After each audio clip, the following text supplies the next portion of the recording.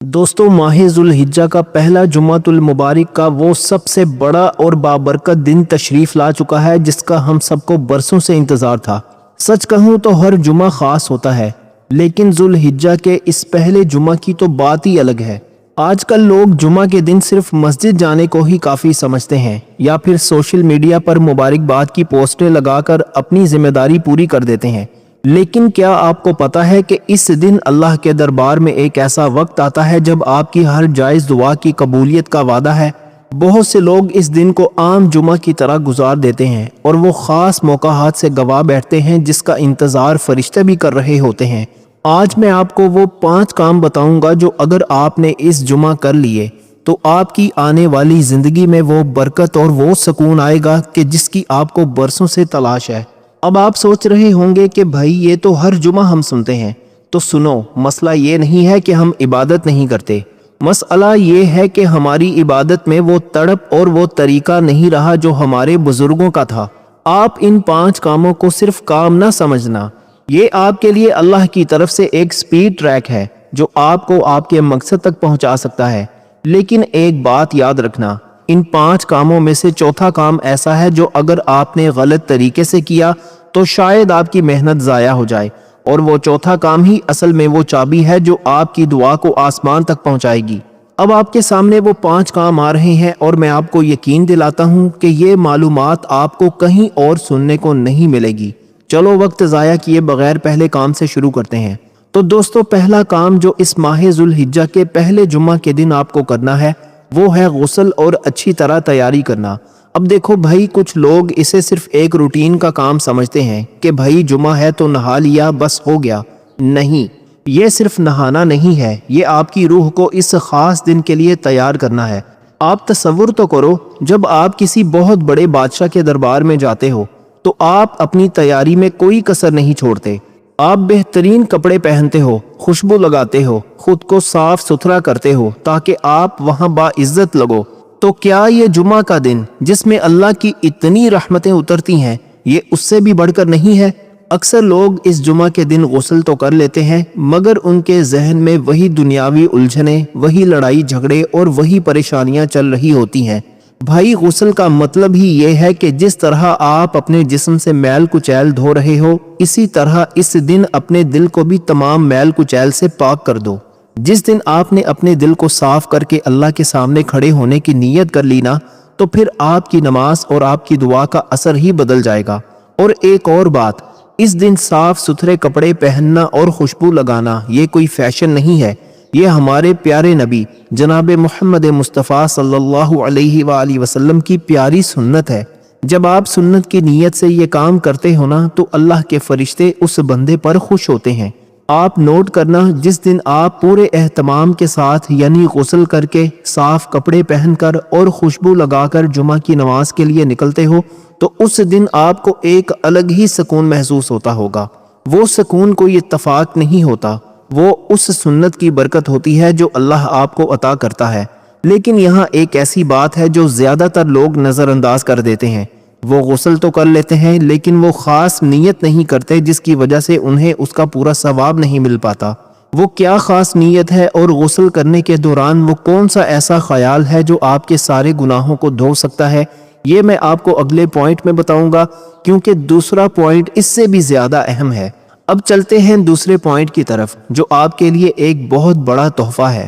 دوستو، اب دوسرے کام پر آتے ہیں، اور بھائی یہ وہ عمل ہے جس کے بارے میں کہا گیا ہے کہ یہ انسان کے لیے اگلے جمعہ تک ایک نور بن جاتا ہے۔ دوستو، یہ ہے سورہ کہف کی تلاوت کرنا۔ دیکھیں دوستو، ہم میں سے ہر کوئی چاہتا ہے کہ اس کی زندگی میں روشنی ہو، ہدایت ہو اور راستے کے اندھیرے دور ہوں۔ سورہ کہف کو صرف ایک سورت مت سمجھنا، یہ اللہ تعالیٰ کی طرف سے آپ کے لیے ایک ایسی ڈھال ہے جو آپ کو آنے والے پورے ہفتے کے فتنوں اور پریشانیوں سے بچاتی ہے۔ لیکن اکثر لوگ یہاں ایک بہت بڑی غلطی کرتے ہیں۔ وہ کیا؟ وہ اسے ایک کام سمجھ کر پڑھتے ہیں کہ بھائی چلو جلدی سے پڑھ لیتے ہیں تاکہ فرض پورا ہو جائے۔ تو میرے پیارے دوستو، سورہ کہف پڑھنے کا اصل فائدہ تب ہوتا ہے جب آپ اسے اس طرح پڑھو جیسے آپ اللہ کا کوئی پیغام سن رہے ہو۔ آپ سوچو، جس سورت کے بارے میں اللہ کے نبی صلی اللہ علیہ وآلہ وسلم نے خود فرمایا ہو کہ یہ نور ہے، تو جب آپ اسے اپنے گھر میں یا مسجد میں پڑھو گے تو وہاں کی فضا کتنی بدل جائے گی، اور اس کا فائدہ صرف آخرت کے لیے نہیں ہے، اس کی برکتیں آپ کو دنیا میں بھی نظر آئیں گی۔ آپ غور کرنا، جس ہفتے آپ نے جمعہ کے دن سکون سے سورہ کہف پڑھی ہوگی، اس پورے ہفتے میں آپ کے معاملات میں ایک الگ ہی ٹھہراؤ ہوگا۔ آپ کو فیصلے کرنے میں آسانی ہوگی، آپ کے دل میں بے چینی کم ہوگی، اور آپ کو لگے گا کہ کوئی ہے جو آپ کی حفاظت کر رہا ہے۔ یہ وہ نور ہے جو آپ کو نظر نہیں آتا، لیکن آپ کی زندگی کے ہر فیصلے میں آپ کی مدد کرتا ہے۔ لیکن یہاں ایک سوال پیدا ہوتا ہے جو شاید آپ کے ذہن میں بھی آ رہا ہو، کیا صرف پڑھ لینے سے یہ نور مل جاتا ہے، یا اس کے ساتھ کچھ اور بھی ہے جو آپ کو کرنا پڑتا ہے؟ کیونکہ زیادہ تر لوگ تلاوت تو کر لیتے ہیں، لیکن ان کی زندگی میں وہ تبدیلی نہیں آتی جو آنی چاہیے۔ وہ خاص طریقہ کیا ہے جس سے آپ تلاوت کو اپنی زندگی کا حصہ بنا سکتے ہیں؟ یہ بات اب تیسرے پوائنٹ کے ساتھ جڑی ہوئی ہے، اور یقین مانو تیسرا پوائنٹ ایسا ہے جس میں لوگ اکثر بہت بڑی سستی کرتے ہیں۔ تو میرے پیارے دوستو، چلیے تیسرے پوائنٹ کی طرف چلتے ہیں۔ وہاں آپ کو وہ بات سمجھ آئے گی جو آپ کی سوچ بدل دے گی۔ دوستو، اب تیسرے کام پر آتے ہیں، اور بھائی یہ وہ کام ہے جو آپ کے لیے اللہ کی رحمتوں کے دروازے کھول دیتا ہے۔ یہ ہے جمعہ کی نماز کے لیے مسجد جلدی پہنچنا۔ دیکھیں میرے پیارے دوستو، آج کل ہم سب کے پاس وقت کی کمی کا بہانہ ہوتا ہے۔ ہم کوشش کرتے ہیں کہ بس عین اذان کے وقت یا پھر خطبہ شروع ہونے کے بعد ہم مسجد پہنچیں کہ بھائی کسی طرح نماز ہو جائے۔ لیکن کیا آپ نے کبھی سوچا ہے کہ آپ جس ہستی کے سامنے حاضر ہو رہے ہو، کیا وہ اس لائق نہیں کہ آپ اس کے گھر میں ذرا پہلے جا کر بیٹھو؟ دوستو، ایک بات یہاں بہت غور سے سننا، فرشتے جمعہ کے دن مسجد کے دروازوں پر کھڑے ہو جاتے ہیں، ان کے ہاتھ میں رجسٹر ہوتے ہیں، وہ لکھ رہے ہوتے ہیں کہ کون کتنی جلدی آیا۔ جب امام منبر پر آتا ہے تو فرشتے اپنے رجسٹر بند کر دیتے ہیں اور خود خطبہ سننے لگتے ہیں۔ دوستو، اب آپ خود سوچیں، اگر آپ امام کے آنے کے بعد مسجد پہنچو گے تو آپ کا نام تو ان رجسٹروں میں لکھا ہی نہیں جائے گا۔ دوستو، یہ کوئی معمولی بات نہیں ہے، یہ اللہ کی خاص رحمت کے حصول کا موقع ہے جو آپ اپنے ہاتھوں سے گوا رہے ہوتے ہو۔ دوستو، جب آپ جلدی مسجد پہنچتے ہو نا تو آپ کو جو سکون ملتا ہے وہ باہر کی دنیا میں کبھی نہیں مل سکتا۔ خطبہ شروع ہونے سے پہلے کا وہ وقت جب آپ خاموشی سے اللہ کے گھر میں بیٹھے ہوتے ہو، وہ وقت آپ کی زندگی کی ساری پریشانیوں کو دھونے کے لیے کافی ہوتا ہے۔ اس وقت آپ اللہ سے جو بھی مانگو گے وہ آپ کی رگوں سے بھی زیادہ قریب ہے۔ لوگ کہتے ہیں کہ ہماری دعا قبول نہیں ہوتی۔ بھائی، دعا تو تب قبول ہوگی نا جب آپ خود کو دعا کے قابل بناؤ گے۔ وقت پر مسجد پہنچنا خود کو اللہ کے حضور پیش کرنے کا ایک ایسا عمل ہے جو آپ کے رزق اور آپ کے کاموں میں برکت کا ذریعہ بنتا ہے۔ لیکن یہاں ایک ایسی بات ہے جو بہت کم لوگ جانتے ہیں، صرف جلدی پہنچنا ہی کافی نہیں ہے۔ مسجد میں پہنچ کر آپ کا وہ وقت کیسے گزرتا ہے، یہ اس سے بھی زیادہ اہم ہے۔ کیا آپ ادھر ادھر کی باتیں کرتے ہوئے انتظار کرتے ہو، یا کوئی خاص طریقہ اپناتے ہو جس سے اللہ کی رحمتیں آپ پر برسیں؟ اب چوتھا کام ایسا ہے جو آپ کے درود شریف پڑھنے کے انداز کو بدل دے گا، اور وہ غلطی جو میں نے پہلے کہی تھی اس کا تعلق بھی اسی سے ہے۔ اب تیار ہو جاؤ چوتھے پوائنٹ کے لیے، کیونکہ یہ آپ کی پوری جمعہ کی عبادت کا نچوڑ ہے۔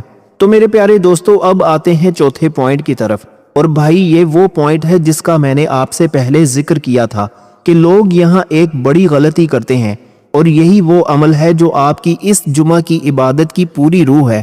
دوستو، یہ ہے نبی کریم صلی اللہ علیہ وآلہ وسلم پر کثرت سے درود شریف پڑھنا۔ دیکھیں بھائی، ہم میں سے ہر کوئی اللہ سے اپنی حاجتیں مانگتا ہے، ہم چاہتے ہیں کہ ہمارے دکھ دور ہو جائیں، ہماری پریشانیاں ختم ہو جائیں، لیکن ایک بہت بڑا راز سن لو، جب آپ اپنی دعا مانگنے سے پہلے اور دعا مانگنے کے بعد حضرت محمد مصطفیٰ صلی اللہ علیہ وآلہ وسلم پر درود شریف بھیجتے ہو نا تو اللہ تعالیٰ اس دعا کو رد نہیں کرتا۔ درود شریف ایک ایسی چیز ہے جو اللہ کے دربار میں قبولیت کی مہر لگا دیتی ہے۔ دوستو، اب وہ غلطی سنیں جو لوگ کرتے ہیں۔ لوگ درود کو ایک مشینری کام بنا لیتے ہیں، بس تیزی سے گنتی پوری کرنی ہے اور فارغ ہونا ہے۔ بھائی، درود کا مطلب کیا ہے؟ درود کا مطلب ہے کہ اپنے نبی صلی اللہ علیہ وآلہ وسلم سے محبت کا اظہار۔ آپ جب درود پڑھتے ہو نا تو خود نبی کریم صلی اللہ علیہ وآلہ وسلم کے فرشتے آپ کا نام اور آپ کے والد کا نام لے کر آپ کا یہ سلام اور درود خود نبی پاک صلی اللہ علیہ وآلہ وسلم کی پاک اور بلند بارگاہ میں پیش کرتے ہیں۔ ذرا سوچیں تو صحیح، کائنات کی سب سے عظیم ہستی کے سامنے آپ کا نام لیا جا رہا ہے، کیا اس سے بڑی کوئی سعادت ہو سکتی ہے؟ دوستو، درود شریف پڑھنے سے کیا ملتا ہے؟ اس کا جواب خود نبی پاک صلی اللہ علیہ وآلہ وسلم نے دیا ہے۔ جو بندہ ایک بار درود پڑھتا ہے اللہ اس پر 10 رحمتیں نازل فرماتا ہے، یعنی 1 نیکی اور 10 گنا اجر۔ یہ اللہ کا ایسا نظام رحمت ہے جو کسی اور عبادت میں نہیں ہے۔ اور جو لوگ کہتے ہیں نا کہ ہمارا دل بے چین رہتا ہے، ان کے لیے تو درود پاک ایک ایسی اکسیر ہے جو دل کی ہر الجھن کو ختم کر دیتی ہے۔ آپ جب درود پڑھتے ہو تو آپ کے گرد ایک ایسی نورانی کیفیت بن جاتی ہے جو شیطان کو آپ کے قریب آنے سے روکتی ہے۔ آپ کے رزق میں برکت، آپ کی بیماریوں سے شفا اور آپ کے گھر کے جھگڑوں کا خاتمہ، یہ سب درود پاک کی برکت سے ممکن ہے۔ لیکن بھائی، وہ غلطی جو میں نے بتائی تھی وہ یہ ہے کہ لوگ درود کو اپنی دنیاوی ضرورتوں تک محدود کر لیتے ہیں، جبکہ درود اصل میں قربت الہی کا ذریعہ ہے۔ اب سوال یہ ہے کہ اس جمعہ کو درود پڑھنے کا وہ کون سا خاص طریقہ ہے جس سے آپ کا ہر کام خود بخود بننا شروع ہو جائے؟ دوستو، وہ 5واں اور آخری پوائنٹ ہے جو دراصل آپ کی پوری جمعہ کی عبادت کا نچوڑ ہے، اور وہ آخری پوائنٹ تو ایسا ہے کہ اگر آپ نے وہ نہ کیا تو آپ اس دن کی سب سے بڑی نعمت کھو دیں گے۔ کیا آپ تیار ہیں اس آخری کام کے لیے؟ تو چلیے آخری پوائنٹ کی طرف بڑھتے ہیں۔ دوستو، اب 5واں اور آخری کام، اور بھائی یہ وہ پوائنٹ ہے جس کے لیے ہم پورا ہفتہ انتظار کرتے ہیں۔ دوستو، یہ ہے جمعہ کے دن کی وہ خاص گھڑی تلاش کرنا جس میں اللہ تعالیٰ اپنے بندے کو کبھی خالی ہاتھ نہیں لوٹاتا۔ دیکھیں میرے پیارے دوستو، نبی کریم صلی اللہ علیہ وآلہ وسلم نے فرمایا ہے کہ جمعہ کے دن ایک ایسا وقت آتا ہے جس میں بندہ جو بھی مانگے اللہ اسے عطا کر دیتا ہے۔ زیادہ تر علماء کا کہنا ہے کہ یہ وقت عصر کی نماز کے بعد سے لے کر مغرب کی اذان تک کے درمیان ہوتا ہے۔ اب آپ خود سوچو، آپ نے پورا دن عبادت کی، درود پڑھا، تلاوت کی، اور اب وہ وقت آ گیا جب آپ کو اللہ سے اپنی ساری پریشانیوں کا حل مانگنا ہے۔ لیکن یہاں لوگ ایک بہت بڑی غلطی کرتے ہیں۔ وہ کیا؟ وہ دعا مانگتے وقت صرف اپنے لیے مانگتے ہیں۔ بھائی، اس وقت کی دعا میں اتنی طاقت ہے کہ آپ اپنی ذات سے نکل کر دوسروں کے لیے مانگو، امت کے لیے مانگو، اپنے رشتہ داروں کے لیے مانگو، اور پھر دیکھنا کہ اللہ آپ کی دعا کو کیسے قبول کرتا ہے۔ اور ایک اور بات، اس وقت دعا مانگنے کا بہترین طریقہ یہ ہے کہ آپ باوضو ہو کر قبلہ رخ بیٹھ کر اللہ کی بڑائی بیان کرو اور پھر اپنے گناہوں کا اعتراف کرو۔ جب بندہ اپنے رب کے سامنے عاجزی سے جھک جاتا ہے نا، تو اس کے رب کو وہ بندہ اتنا پیارا لگتا ہے کہ وہ اس کے ہر آنسو کا جواب دیتا ہے۔ دوستو، آپ کی کوئی ایسی خواہش جو سالوں سے پوری نہیں ہو رہی، کوئی ایسی الجھن جس کا حل آپ کو نظر نہیں آ رہا، اس گھڑی میں اللہ کے سامنے رکھ دو۔ یہ کوئی عام وقت نہیں ہے، یہ وہ وقت ہے جب رحمتوں کے دروازے کھلے ہوتے ہیں اور اللہ خود پکارتا ہے کہ ہے کوئی جو مجھ سے مانگے اور میں اسے دوں۔ دوستو، اس دن کی برکتوں کو صرف ایک دن کا عمل مت سمجھنا، اسے اپنی زندگی کا وہ موڑ بنا لو جہاں سے آپ کے سارے حالات بدلنے والے ہیں۔ جب آپ اس یقین کے ساتھ دعا مانگو گے نا کہ اللہ سن رہا ہے، تو آپ کا دل خود گواہی دے گا کہ آپ کی دعا قبول ہو چکی ہے۔ تو میرے پیارے دوستو، یہ تھے وہ 5 کام جو اس ماہ ذوالحجہ کے پہلے جمعۃ المبارک کو آپ کی زندگی کو ایک نئی سمت دے سکتے ہیں۔ دوستو، یاد رکھنا، یہ سب عمل آپ کے لیے ہیں۔ اللہ کو آپ کی کسی عبادت کی ضرورت نہیں ہے، آپ کو خود اللہ کی ضرورت ہے۔ اس جمعہ کو عام طریقے سے مت گزرنے دینا۔ اب آپ کا کام یہ ہے کہ اس ویڈیو کو ان لوگوں تک پہنچائیں جنہیں آپ اپنی کامیابی میں ساتھ دیکھنا چاہتے ہیں۔ اور ہاں، جب اس خاص گھڑی میں آپ دعا مانگیں تو اپنے اس ادنا سے بھائی کو بھی اپنی خاص دعاؤں میں ضرور یاد رکھیے گا جس نے آپ کو یہ بات بتائی۔ اللہ ہم سب کی مشکلات کو آسان فرمائے اور اس ماہ ذوالحجہ کو ہمارے لیے برکتوں والا بنائے۔ اللہ تعالی ہم سب کا حامی و ناصر ہو۔ اللہ تعالی آپ سب کو خوش اور آباد رکھے، ہمیشہ ہنستے اور مسکراتے رہیں۔ ملتے ہیں انشاءاللہ ایک اور نئی انٹرسٹنگ ویڈیو کے ساتھ۔ تب تک کے لیے اپنا بہت سارا خیال رکھیے گا، اور اپنے اس چینل کا بھی، اپنے بھائی کو بھی اپنی خصوصی دعاؤں اور اپنے دل کے کسی کونے میں ضرور یاد رکھیے گا۔ اللہ حافظ۔